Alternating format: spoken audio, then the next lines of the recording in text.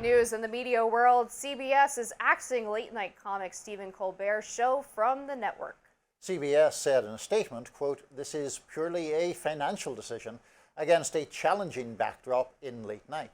It is not related in any way to the show's performance, content or other matters happening at Paramount." Colbert announced the news on his show last night. Let's watch. I want to let you know something that I found out just last night. Next year will be our last season. The network will be ending The Late Show in May. And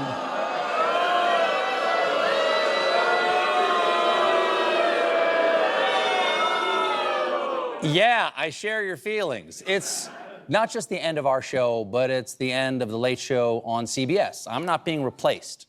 This is all just going away. Just weeks ago, CBS's owner Paramount had settled a lawsuit with President Trump over an interview with former Vice President Kamala Harris. Colbert had criticised that settlement this week as a, quote, big fat bribe. Senator Elizabeth Warren wrote on X, CBS cancelled Colbert's show just 3 days after Colbert called out CBS parent company Paramount, for its $16 million settlement with Trump, a deal that looks like bribery. America deserves to know if his show was cancelled for political reasons. Meanwhile, podcaster Stephen Miller wrote on X, Stephen Colbert was handed David Letterman's entire legacy, and he just turned around and threw it on a bonfire because he'd rather stay in the good graces of political figures and media rather than be a comedian that entertains people. I suspect we might actually have a vigorous disagreement to close this out.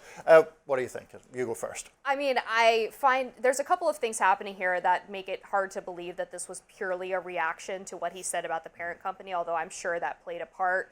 One, if they were trying to get rid of this guy who criticized CBS, they should have just axed him immediately. Instead, they're allowing the show to continue for another season into May of 2026. Now, to be fair, it could be that he has a contract that prevents them from firing him immediately. But there also has been a changing landscape with late night where the shows are not performing as well. His show was one of the few that has been gaining viewers, but it's still not up to the level as how these shows were performing, 5-6 years ago. And all of the broadcast networks with late night shows are being outperformed by Greg Gutfeld, of all things, on Fox News.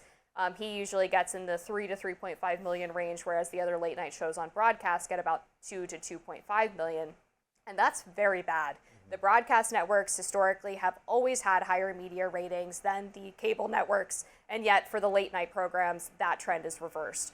So I think it is possible that it's a financial decision, especially considering the fact, Niall, that they are not replacing him with another comedian and keeping the late night show going. They are just getting rid of it altogether. For a start, I can hear protests outside our studio here by the US Capitol too. Maybe people are taking to the streets for Stephen Colbert. But look, I think that there are two related points, which you've touched on there in both cases. One is the decreasing salience of late night shows. To go back to what, for some of our audience, will be prehistoric times, Johnny Carson, when he did The Tonight Show, would get 17-18 million people watching at 11:30 at night. No, I mean, for most of his run, not even any video recorders, and now the ratings for late night shows are, as you suggest, largely under 3 million. They are, when I first came to the US in 2003, there were still, people like Letterman and Jay Leno still had a kind of cultural salience or significance, and you could literally tell quite a lot about people. I was a Letterman guy, for example, and I didn't particularly like Leno, and that spoke to sort of general sensibilities, I think. Now that just doesn't really matter. I mean, the Taylor Tomlinson, who had the show after Colbert's for a while, that show ended last month. Most people, I don't think, really know. I know her from TikTok and her stand-up. I don't think I ever watched the late night show. But to me, I think the bigger danger here, or the more concerning thing, is the backdrop with Paramount and CBS reaching that settlement about the Kamala Harris 60 Minutes interview. I know you and I have very different views on that. I consider that just an egregious caving for an interview that was not, in my view, edited in even any mildly misleading way. I thought it was a disgraceful act on Paramount's part. Then you couple that with Colbert talking about that action being a bribe.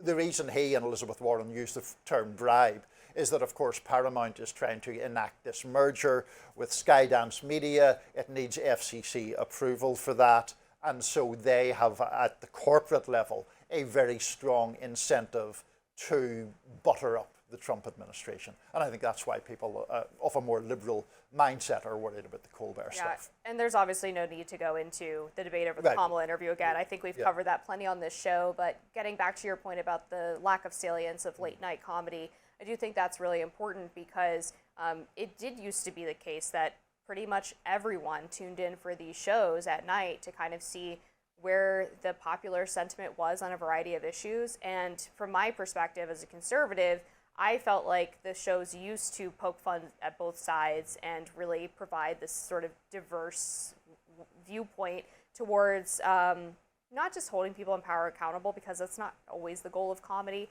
but just a way to show the absurdity of everything that was happening and allowing people the opportunity to laugh.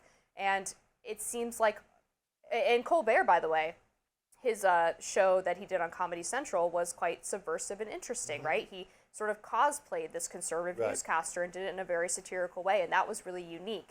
Now it seems like you can watch any of the late night shows and they all sound exactly the same. So there's really no comparative advantage to watch Stephen Colbert versus, I don't even know who the other people, does Trevor Noah still have a show? I have no idea. He does not, but Jimmy Kimmel still has Jimmy one. Kimmel and I guess Jimmy Fallon. Right. I mean, and Jimmy Fallon's, to be fair, is far less political than Kimmel and Colbert. But to me, when I watch Kimmel and Colbert, they're could be exactly the same thing. It's just a different voice and face. Yeah, I actually, you know, it's an odd sort of thing because I suspect that if Stephen Colbert and I were voting on a range of issues, we'd vote the same way a lot. But I don't actually love that politicization of late night comedy shows. Now, admittedly, I think someone like Letterman, as his career wore on, became more obviously liberal, but it has become, I think, very politicized in a way that I don't necessarily think it's the most appropriate venue for that sort of stuff. I mean, if you want to go on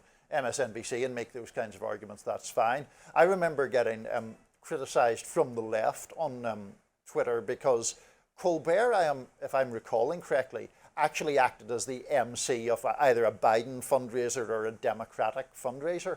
I don't think that's an appropriate thing for the host of a network comedy show to be doing, because it just seems that is a crossing of a line. Now, the people who were criticizing me at that time were like, well, he's never made any secret of it. It's a comedy show. He doesn't have a duty for impartiality. That's true, but I think that a network late night show, certainly in the older eras that we're talking about, were either more equal opportunity in the places that they took jabs at, or were not political at all. And I do think it's a bit of a shame that we've lost that. I do think it kind of speaks to this broader media trend, too, of the late night comedians seem very establishment in effect. And then you have these independent podcasters who most people would say probably lean right. Theo Vaughn, Joe Rogan, Shane Gillis, maybe Andrew Schultz to an extent, although he's got some very liberal opinions as well. But I think what makes those people a bit more compelling is that they frequently criticize the Trump administration and Republicans as much as they do the left.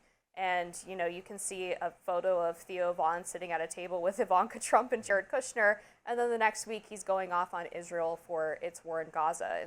And so I think just people like that really independent sentiment from those types of people. Well, and to that point, I mean, I don't think it is a secret to anyone what Jon Stewart's underlying politics are, but he has in fact been more willing to be critical of Democratic administrations or of liberal consensus views than I think Colbert or Jimmy Kimmel have, who to my mind, and honestly, I don't watch them every night or really any night, but my sense of clips that I see on social media is that it's very much the kind of liberal consensus talking points. And I think Jon Stewart, to his credit, diverts from that sometimes, and that's one of the reasons why even now I do think he sort of plays at a higher level than some of the other guys. I find his show to be actually interesting. I watch Colbert and I don't think that I'm really getting much value from it. And Bill Maher's another one who I disagree with on a lot of issues, but I find his takes to be thought-provoking and interesting and also funny. Right. And I think that's the key thing, is that if you're going to do it, no matter which side you're attacking, it has to be funny. It does, absolutely. All right, we have a lot more to talk about on Rising. Stick around.